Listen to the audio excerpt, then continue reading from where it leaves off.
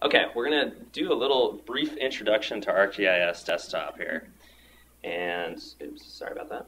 And I think what we're going to do first is I have a little sample data set on the Alliance for Public Gardens GIS website. So I want to go on there first and download that. So I'm going to get off of this screen and kind of follow along here. So if you open up a web browser,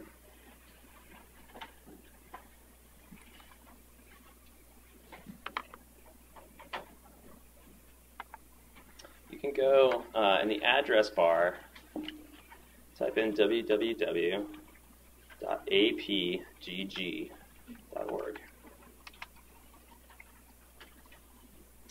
And then from here, if you scroll down, well, first of all, it's a very rough website that we're starting to put together for this group that we've started, the Alliance for Public Gardens GIS.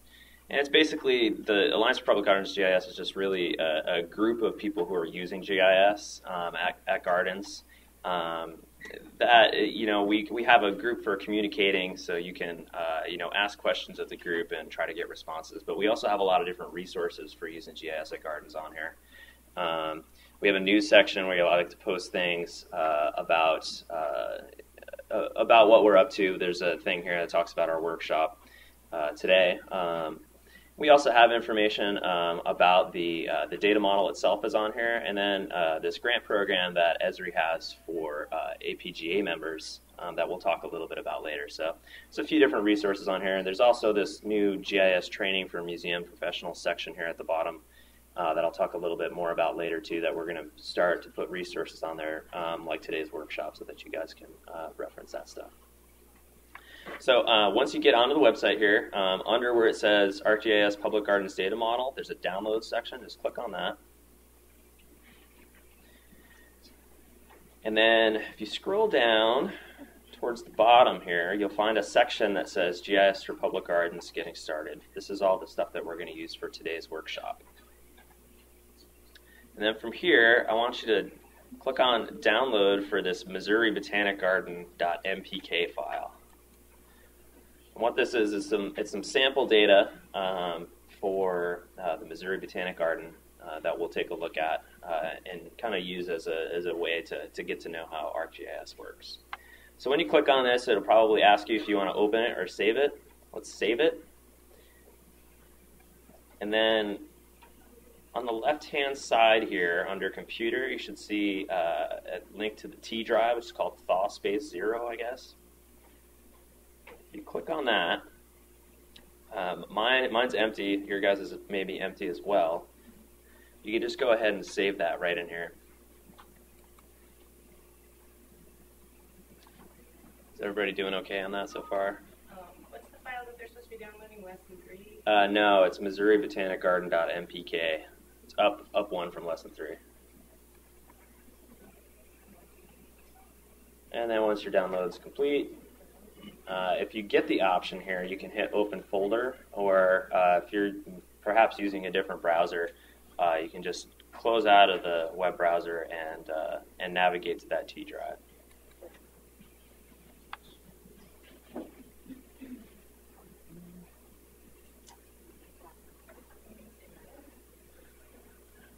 And one of the things that I like to do in these kind of group workshop sessions is so I don't really know if you guys are able to keep up with what I'm doing, but if you can just look up and kind of make eye contact with me when you're done with a particular step, then I'll know that we can move on when everybody's ready.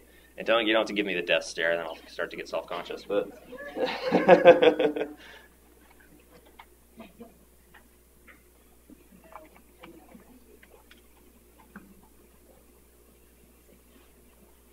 how we doing?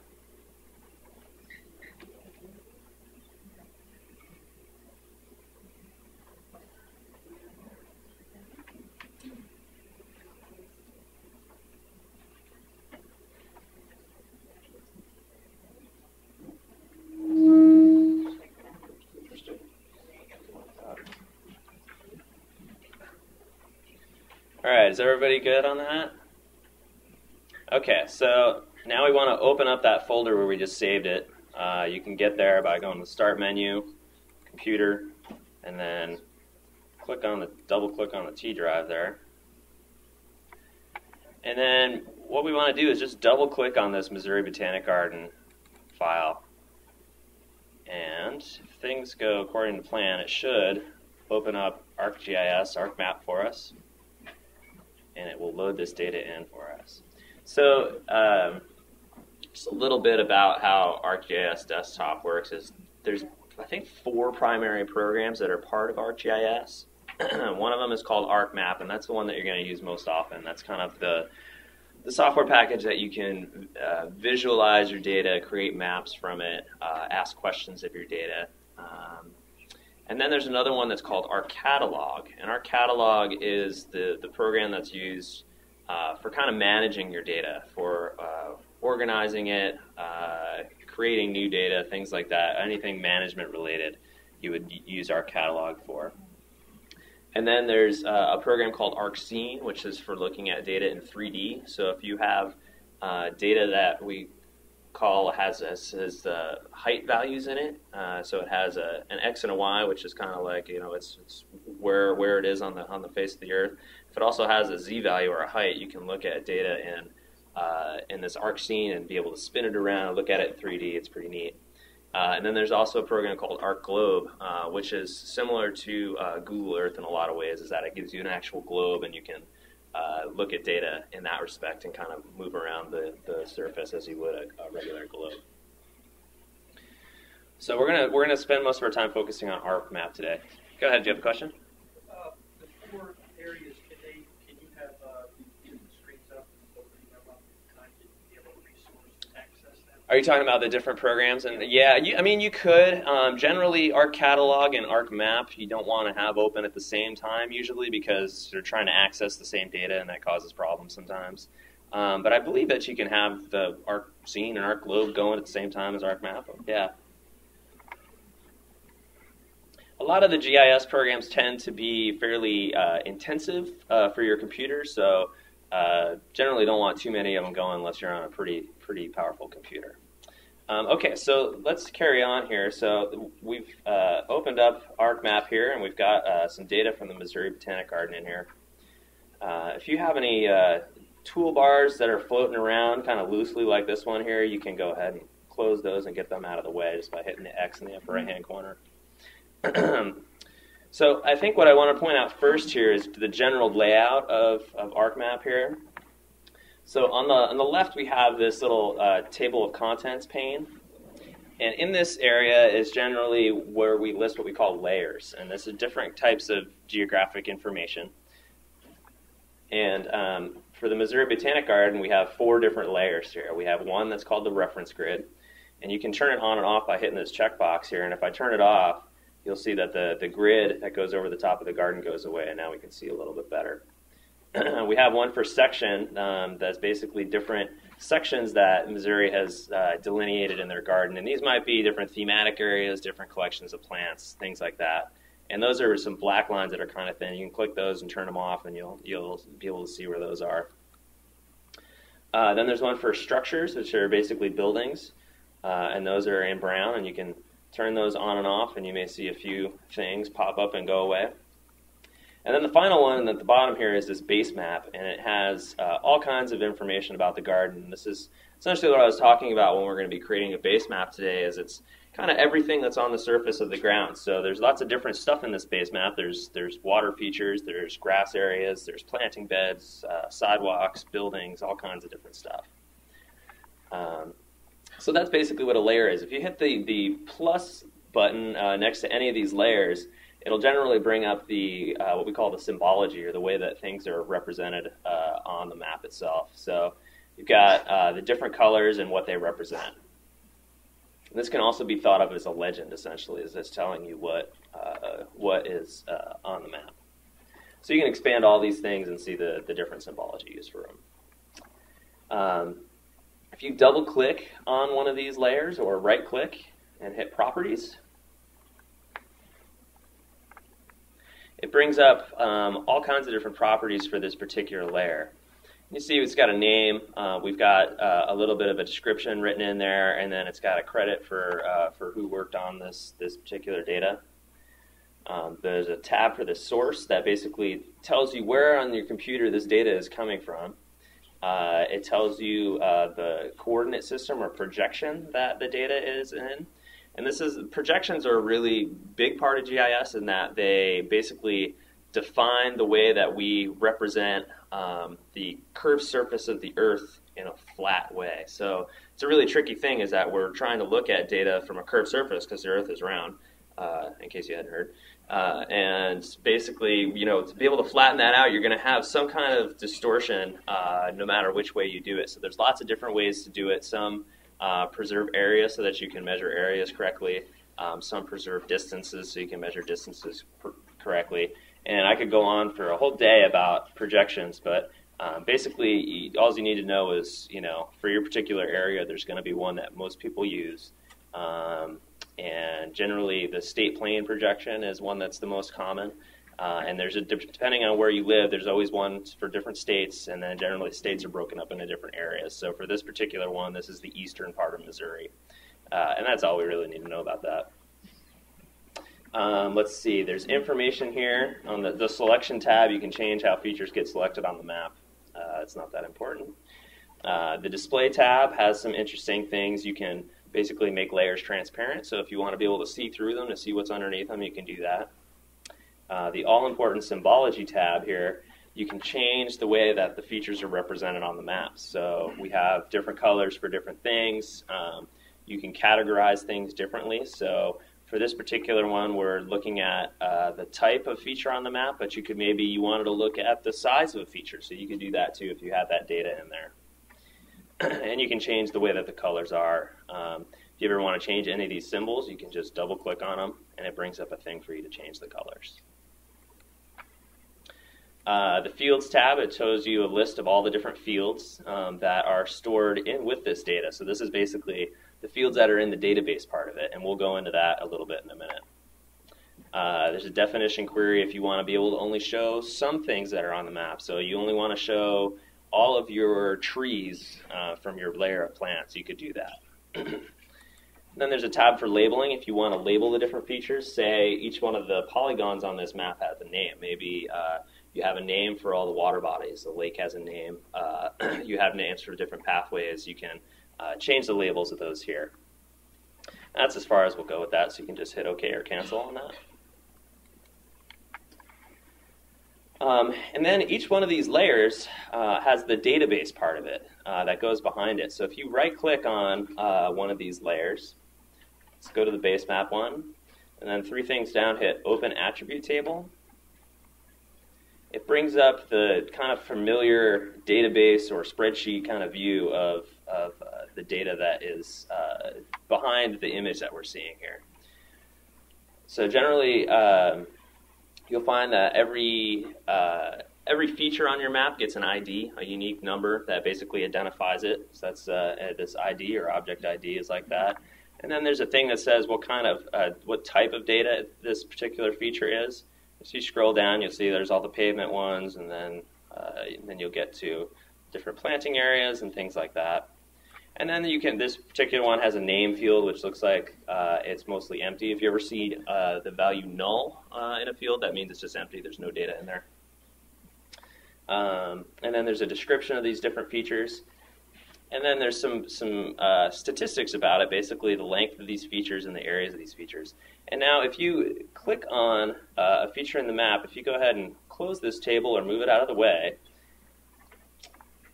up here there's a tool that has its little white arrow on it. If you guys can see that, it's next to these arrow buttons. This is the Select Feature tool. If you click on this and then select any feature on the map, like I selected this big parking lot up here. And then if you can right-click back on the name of the base map layer and open the table back up.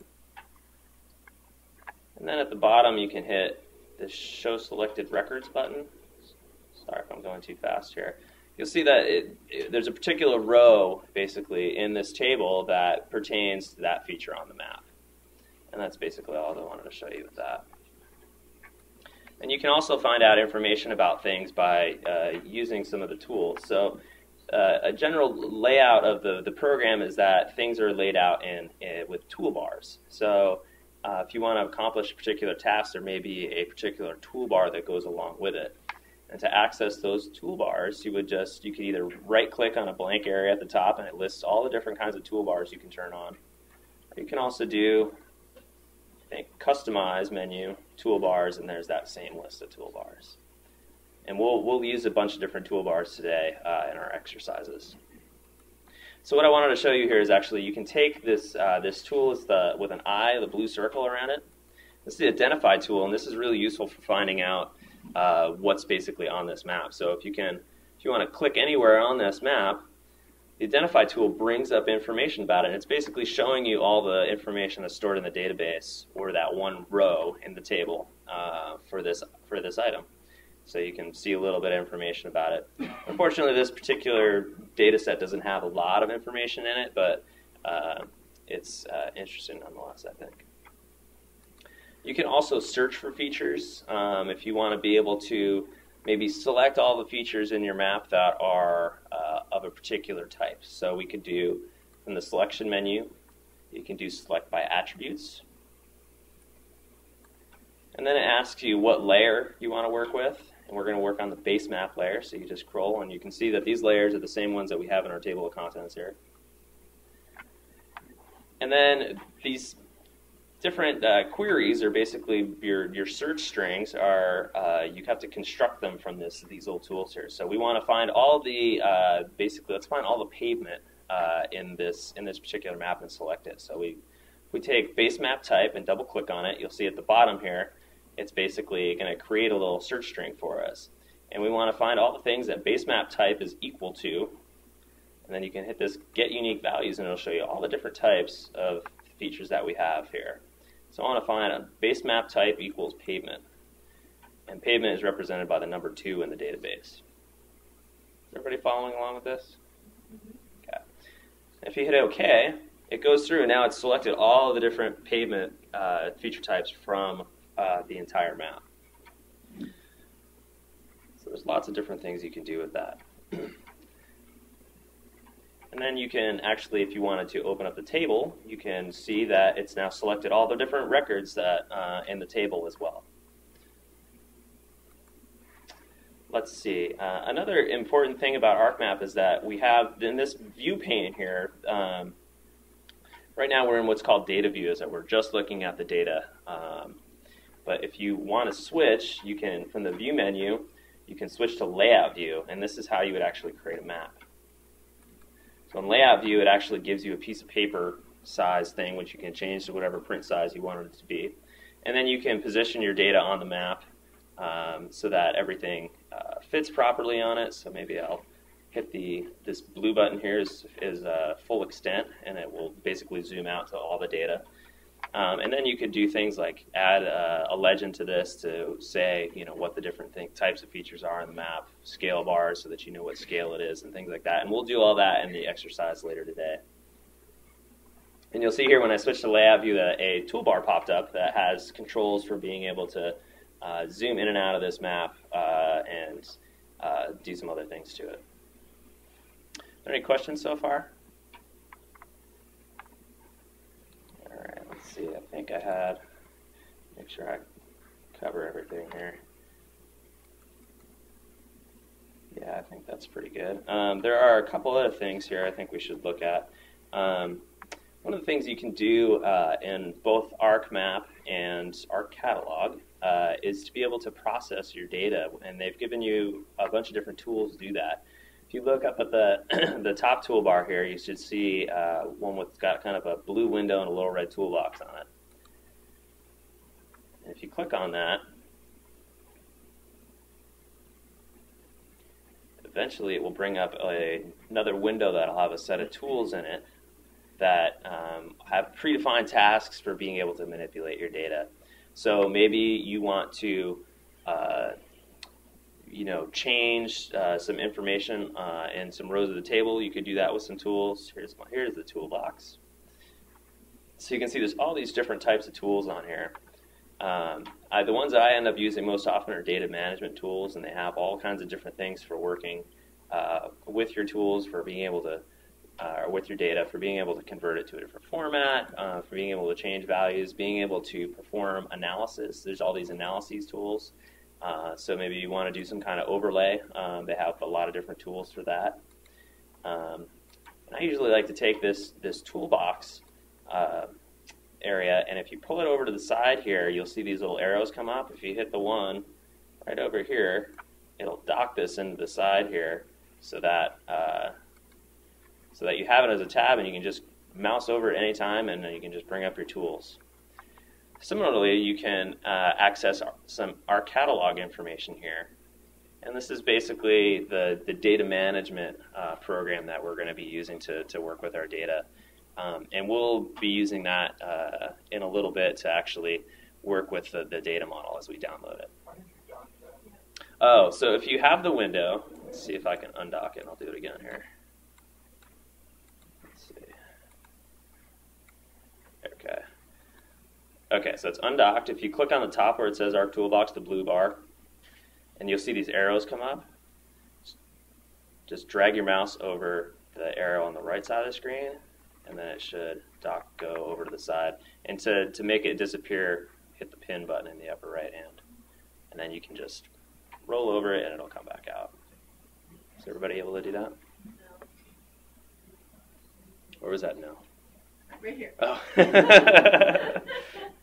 It's not really, it's not essential to the class, so it's just kind of neat.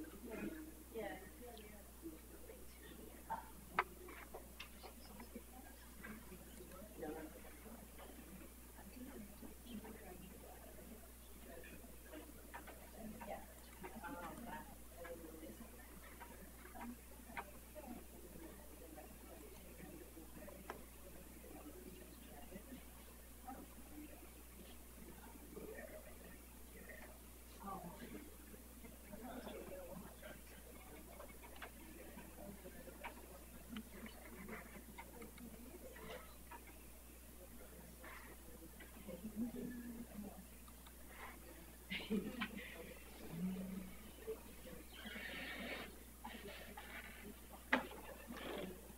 All right, so I think that's as far as we're going to go. As I mentioned, it's a really quick and dirty introduction to ArcGIS Desktop, but we'll get a lot more hands-on experience with it, working with the data that we're going to be working on today.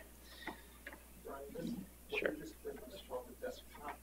Yeah, okay. Let me explain a little bit about the Esri software and the naming. It gets a little bit confusing. So, ArcGIS is a suite of different software products, essentially.